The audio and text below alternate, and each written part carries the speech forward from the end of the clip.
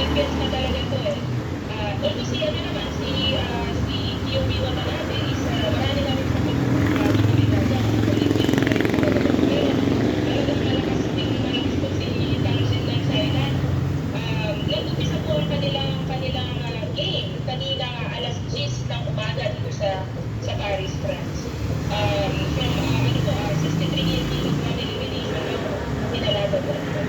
Ganun pa man po, maganda po yung mga pinapakita ng mga atleta natin dito.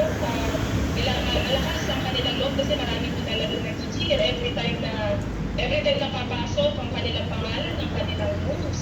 Diba? Ayan, nandiyan kami talagang breathtaking kami pag nakikita namin sila. Parang kami yung parang nila eh. So, sobrang excited po kami na mapanood lahat sila. Okay, Bongbong Gibbs, ito kasi kung may mga nakakapanghinayang talaga, no? Just like nung kay